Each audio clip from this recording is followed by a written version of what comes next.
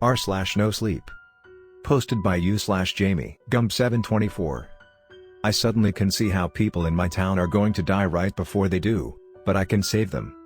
You know how that Phil Collins song is supposed to be about a man who saw someone drowning and didn't save them? I wasn't going to be that person who let someone die when I could have done something that night. I was sitting on my couch, exhaling smoke when the feeling came to me. I went numb and it felt like a movie was playing inside my head. I could see a man driving drunk on the highway outside my house.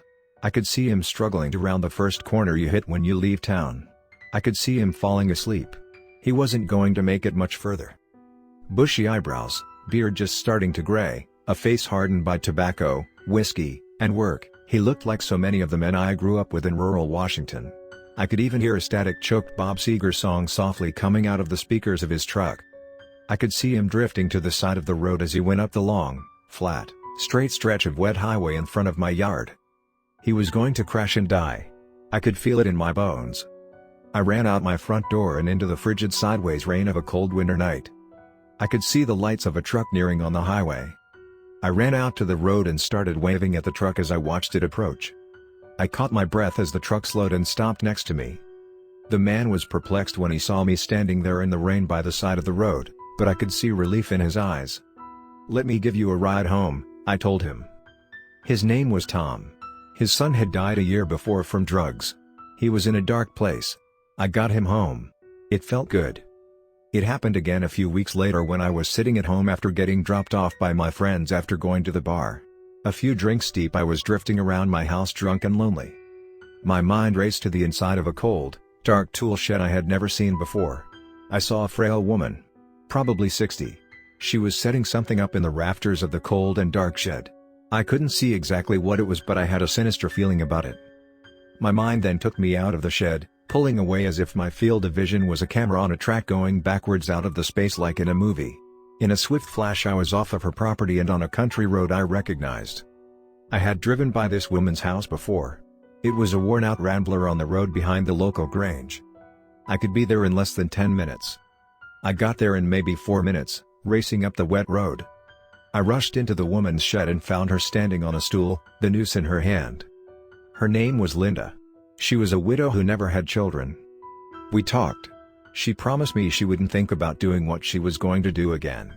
She wasn't actually going to do it anyways. I didn't believe her. You're probably wondering where this newfound condition came to me from. It was a simple answer to me. I had just moved into a new rental house and on one end of the property was a cemetery. I swore it even had an underground power line that ran through it. I felt I had some odd new energy coursing through me ever since I had moved in there. The premonitions felt like a dreadful curse at first. I would start to get a nauseous feeling in my stomach wherever they would come. I tried to fight them. Then I realized I could kind of become a real-life, small-town superhero, and I started to embrace them. I would sit at home, waiting for something to come to me, hoping I would get to help someone that night. I saved a child from drowning. I put out a house fire before the sleeping family even knew their stove was about to burn down their home. I found a young boy who was lost in the woods and going to freeze to death. A few of the stories of my heroism ended up getting back to the TV stations down in Seattle, and it was eventually connected that some 41-year-old single guy who worked at a chain hardware store had saved multiple people in separate incidents. The TV reporters were dogged. They stayed on me until I caved and allowed one of them to do some kind of puff piece about me being a guardian angel. I did an interview high as fuck. But whatever, they aired it and paid me $200.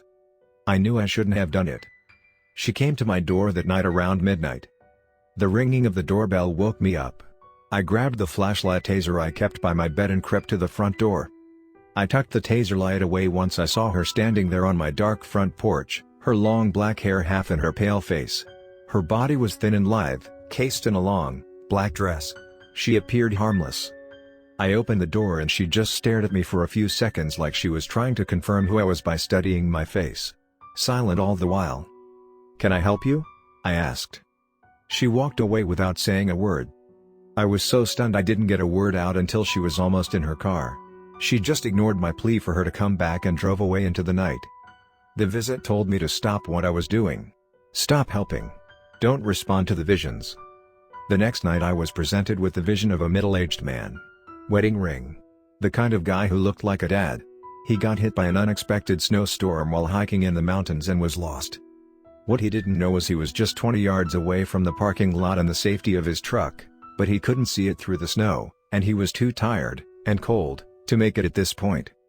I could be up at that parking lot in less than 30 minutes. I could save him. But I wouldn't. Something told me not to do it. Just as something was sending these messages to be the hero, something was now creeping into the back of my head, telling me it would not end well for me, and not because of the snow. I had to stop interfering. I took down a few drinks, hoping getting drunk might block out the messages of this poor man's fading fate. It didn't work. I kept getting visions of that man lost up in the snow. He was now struggling to move. He wasn't going to be able to keep it going much longer. Unless I went up there and helped him. I couldn't watch a man die in the movie theater in my head. I jumped in my truck and drove up into the mountains. The snow was falling hard when I got to the parking lot. I had visions the entire way of where the man was. I knew he wasn't far from the lot and was now crawling through the snow, wasting away the last few minutes of his life.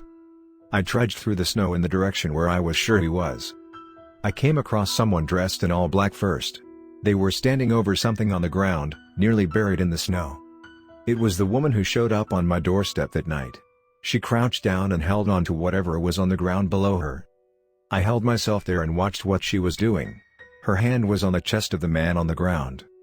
Visions flashed into me. I was in the POV of the man on the ground in the snow, looking upward at the face of the woman in black, her pupils wide and black, her skin ashen white, and her hand strong on my chest, feeling like it was pushing me down into the ground. She was taking away the man's life at that very moment. I could feel the man go still. Then the woman in black turned around to me. I started to backpedal towards my truck.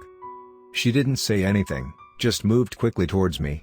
I could feel a powerful anger rushing at me. It seeped into my muscles and made movement difficult. I was suddenly slow in my retreat back to my truck. She was not slow. She moved swiftly to me and soon was almost within arm's reach of me. My vision started to move away from the dead dad over in the snow and to myself. I could now see myself lying on the ground next to my truck, with the woman in black on top of me, her hand pushed hard onto my chest, draining the life out of me. I think she was sending me a warning more than anything though. I didn't think she actually wanted to kill me. It was like she was telepathically telling me it wasn't my time. She played by the rules, but she was willing to bend them if I didn't stop. I would have to stop. I opened my mouth and told her that. She seemed to accept it. She walked away into the endless white of the snow and I got in my truck and drove back home. Now I'm cursed. I sit at home every night knowing who is going to die in my vicinity, and how they are going to die, and knowing I could do something about it, but won't. I drink more than I used to, and sometimes when I've had too much, which is almost every night, I think about getting into my truck, and going to save someone for whom I am their only hope for survival. Maybe I will someday.